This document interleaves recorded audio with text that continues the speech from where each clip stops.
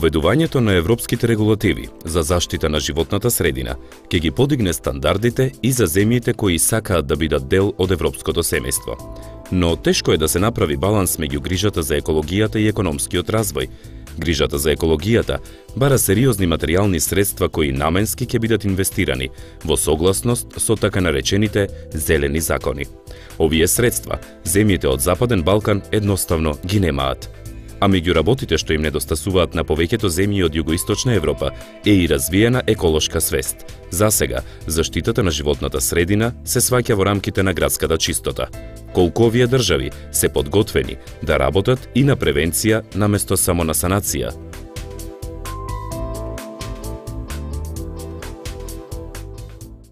Кога станува веќе збор за оваа тема, да бидеме искрени и праведни. Ти, како индивидуалка, во матичната држава, не можеш да го правиш процесот на рециклирање прво затоа што немаш основни бази за тоа, ниту пак информации како се распоредува и фрла отпадот. А немаме ниту хибридни возила. Секое лето во пожари исчезнуваат хектари шуми.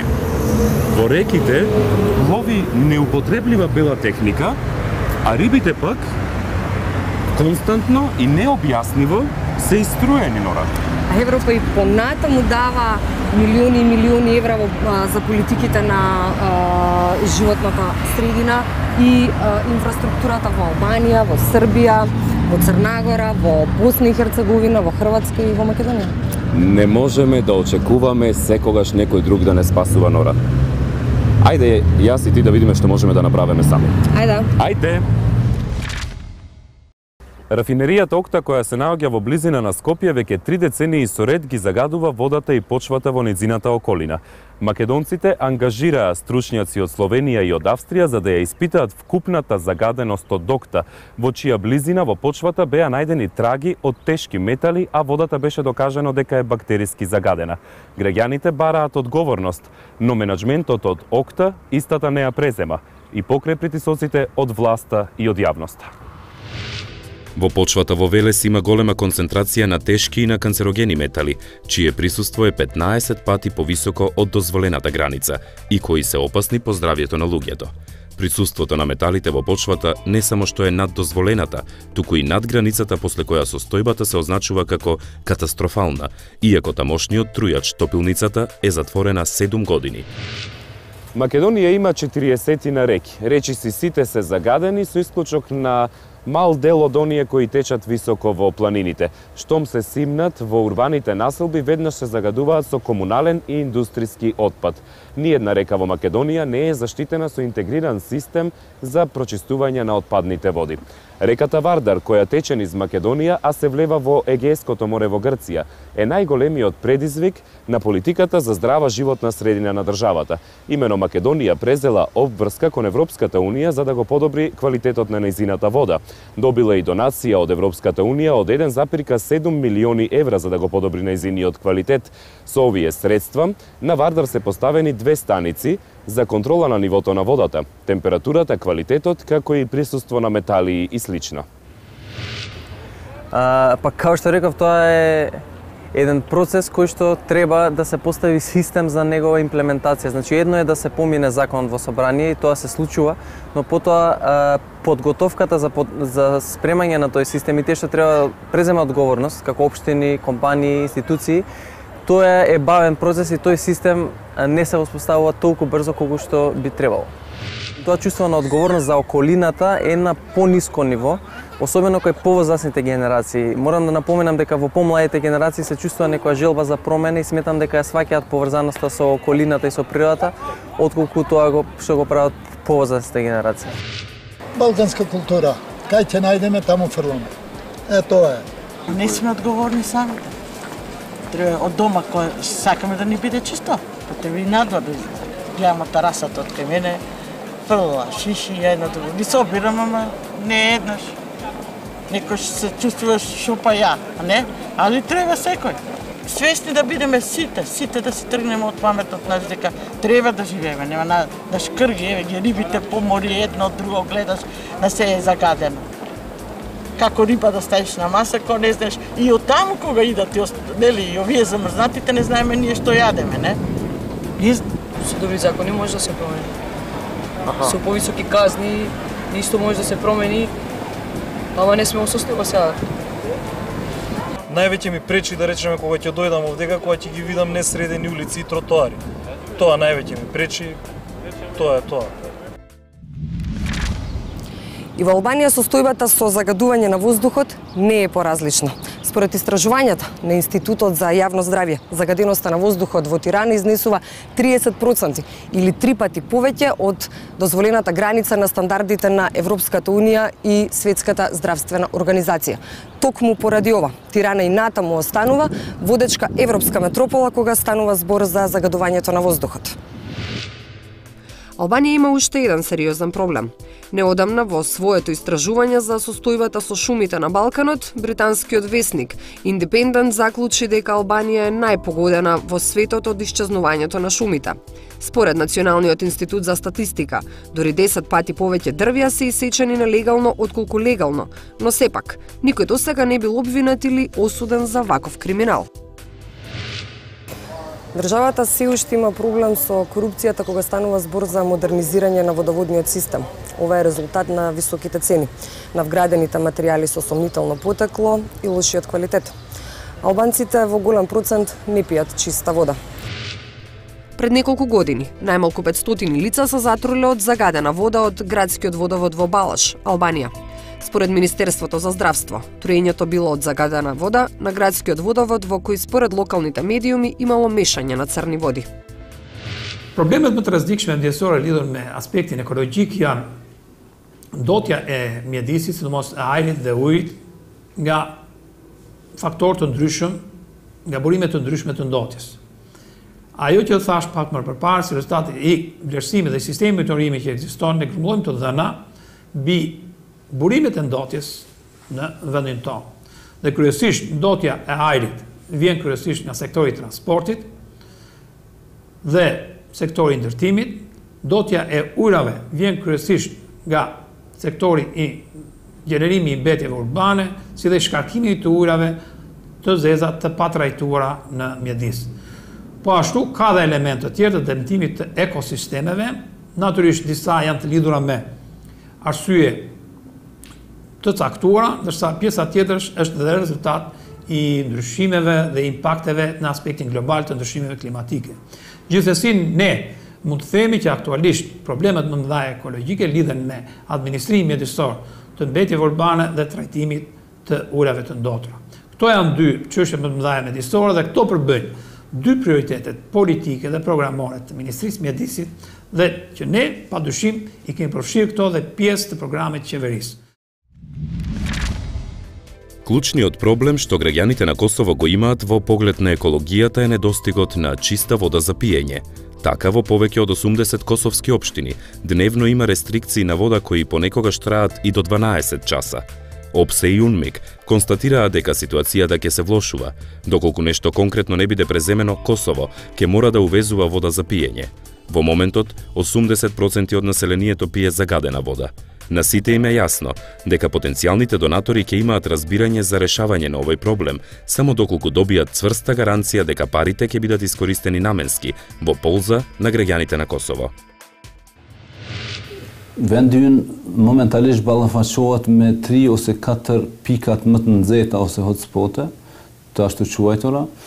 Ato janë të gjitha vendburimet e ndotjes që rrjedhin nga deponit metaleve të rënda nga trepsha, do të nga mbetjet industriale të ekstrahimit ose të pas flotimit të mineraleve, ato hudhen në do të thotë jo në deponit të organizuara ose janë hudhur edhe më përpara dhe ne trashëgojmë mbi 60 milion ton të këtyre mbetjeve shumë të rrezikshme, të cilat kontaminojnë ujrat sipërfaqësor, nën-toksor, po edhe ajrin dhe shëndetin e popullatës.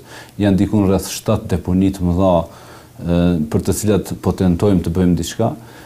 Si hotspot ose pikë nxehtë tjetër janë termocentralet e Kekut, Kosovës A dhe B, po sidomos Kosova A me të gjitha objektet ose ndotjet përcjellëse duke përfshirë këtu përveç ogjaqeve dhe shkarkimit të emisioneve të pluhurit lart, deponit e sajna, mbetje tjera të vajrave të ndryshme, të transformatorëve që janë vajrat të kategorisë së vajrave të rrezikshëm ose të klasit të rrezikshëm, ka mbetje radioaktive, ka mbetje të lloj-llojshme të cilat duan zgjidhje dhe janë të deponuara ose të mbetura mbi sipërfaqe të punuesit bujqësore të tokës. Gjitha këto do thotë janë problematikat më të mëdha. Momentalisht kemi edhe problemin e Ferroniklit si kompani e privatizuar, ku një kapitalist perëndimor do thotë edhe pse duhej t'i plotësonte të gjitha kriteret mjedisore, ende nuk ka arritur t'i realizoj premtimet dhe të plotësoj kriteret e lejes që e ka marrë nga Ministria e Mjedisit dhe nga Qeveria e Kosovës.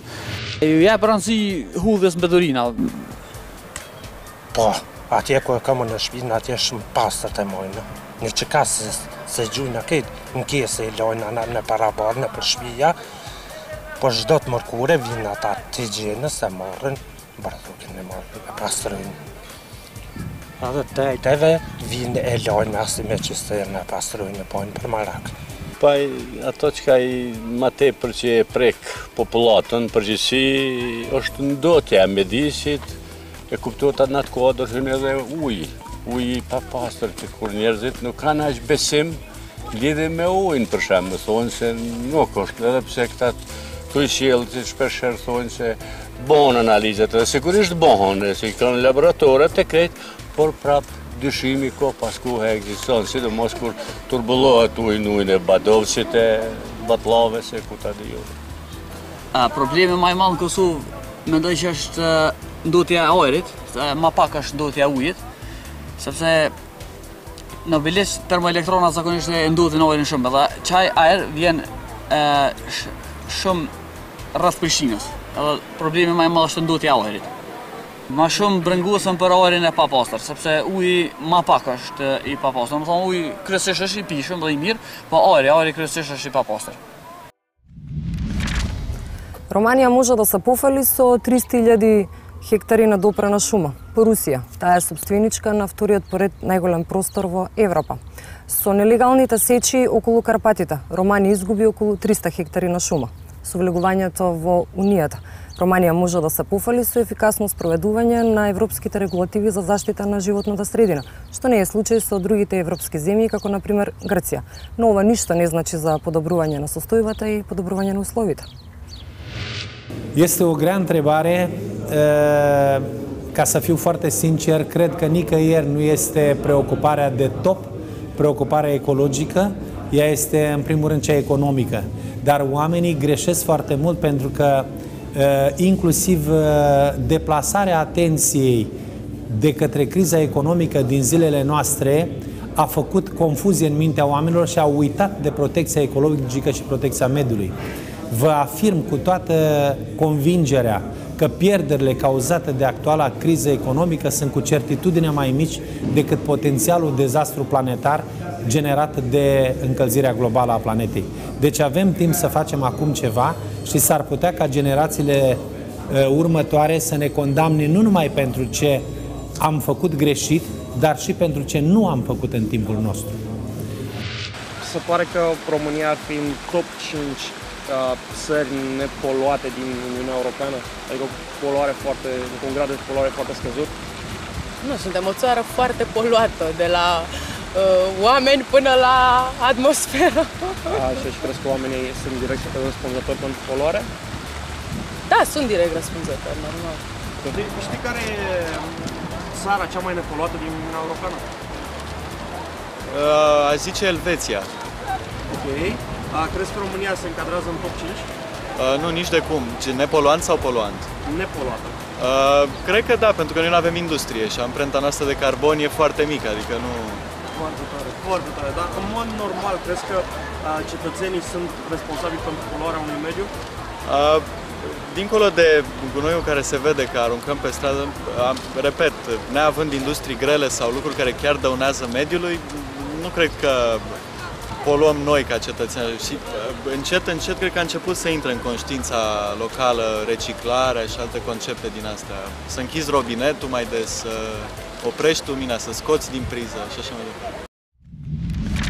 Добивајќи многу мала поддршка од јавноста, игнорирани и најчесто под различни притисоци, заштитниците на животната средина беа ограничени во можноста да влијаат врз носењето на законите во државата. Така беше се до 2007 година, кога Бугарија заедно со Романија станаа последните членки на Европската Унија. Кога ова се случи, како членки на ЕУ, се промени преку ноќ, и тоа буквално. Во првата своја поголема акција, екологистите го одбија владиниот план со кој 29 важни национални резервати требаше да останат без државна заштита. Министрите се двоумеа за идејата сите поголеми бугарски природни резервати да станат заштитени зони, бидејќи тоа ќе ги стопираше бројните планови за изградба и урбанизација, што пак секако ќе предизвикаше протести кај изведувачите на работите, градежниците и локалната самоуправа. Но екологистите беа упорни, подпирајќи се на критериумите на Европската Унија кои бараа одлуките да се базираат на научно подкрепени евалуации за еколошката вредност на секоја област. Конечно, Советот на министри мораше да ги прифати заклучоците на застапниците за животната средина. Оваа победа за екологистите значеше дека 28% од територијата на државата ќе биде заштитена. Искуствата покажуваат дека секоја членка на Европската Унија и нејзината влада не смее да ги игнорира еколошките организации и треба да ги вклучи во процесот на носењето на одлуките. Аргументите на невладините организации тежат многу пред Европската комисија и затоа тие треба да бидат почитувани и да не бидат занемарувани. Која е најзагрозената гранка во поглед на екологијата, најзамрсен сектор во поглед на екологијата во Бугарија? Ужасно замърсено е Черно море. Значи, там има драстични дупки в законодателството. Не се опазва Черно море, строи се страшно много, цялата ивица е застроена и съответно хотелите и големите комплекси не си пречистват водите и ги изхвърлят много от тях директно в морето и морето почва да става много замърсено. Съжалявам, че правя лоша реклама на България, но това е факт, така е. И също минната индустрия в България да работи много на тъмно и ние не знаем всъщност те какво правят и как замърсяват. Има големи минни производства с много замърсяващи технологии, примерно с арсен и с други тежки метали. Те търсят, обработват злато и не знам какво още и съответно замърсяват околните реки. Знаете ли којато е најчистата и најнезагадената држава во Европскиот Сојуз? Предполагам, че България. Сметате ли, че гражданите се директно виновни за нарушаването на екобалансот и замрсуването? Ами да, смятам, че възпитанието на българина стигнало до там, че за него да си хвърли букуко, примерно, или няма никакво значение за тях къде и какво правят. Предполагам, че нещата едва ли скоро да се оправят. Најчистата држава в Европскиот Съюз. Предполагам Швейцарија. Дали според вас Българија би влезла в топ 5 најчисти држави? Сигурно. Не, мисля, че не знам. Мога да предположа. Примерно Германия или Швейцарија. Смятате ли според вас да Българија би влезла в топ 5 најчисти држави? Абсурд. Да, гражданите са напълно, защото всеки се хвърля по земята, никой не се интересува да си хвърли в кошчето, изобщо никой не почиства. Хвърлят се нейлончета през балконите и така нататък. Никой не се грижи да се поддържа чистота. Дали знаеш дека во Европа се наоѓа најчистата држава на светот? Искрено не знам, вистина? Да, тоа е Швейцарија со индекс на чистота 95,5 од можни 100%. Да, но Швейцарија не е во Европската Унија. Добро, Огне, не е. Втората земја по ред е Шведска со индекс на чистота 93,1%. А мислиш дека ние имаме шанси? Мислам дека имаме, бидејќи програмите на ЕУ и помогнаа, например, на Бугарија да ги консолидира еколошките здруженија, бидејќи тие претходно функционира индивидуално. Значи, сами за себе со тоа што има кампањи и своји програми кои што и не покажаа некој поголем успех. Епа, си додека е така, тешко дека ЕУ ќе не убеди дека екобалансот во земјата зависи од самите нас. Што значи дека не чека толку пат? Дали ова значи дека разбивме уште еден мит? Влегувањето во ЕУ ни дава можеби поголем придонес за заштита на животната средина. Сепак чистењето е на индивидуално ниво и зависи од свеста и совеста на граѓаните. Баш да ти кажам искрено и не ми е некоја утеха што токму овој мит ни се докажа како полулажен. Добро, можеби следниот пат ќе се покажеме во едно подобро светло. Се гледаме следната недела. Чао.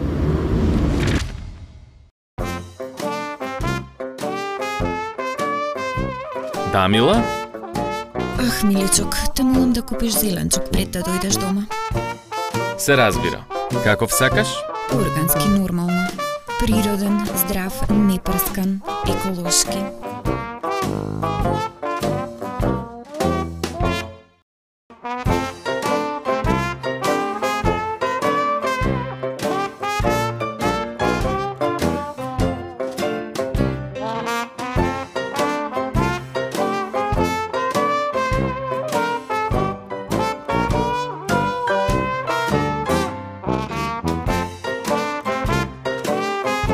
Значи, многу е важно да е зеленчукот органски. Еколошки со вистински баланс. Видете, овој зеленчук е за мојата жена. Морам да знам дали бил прскан со некакви отровни хемикалии. Не, господине, не е отровно. Ќе мора сами да го испрскате.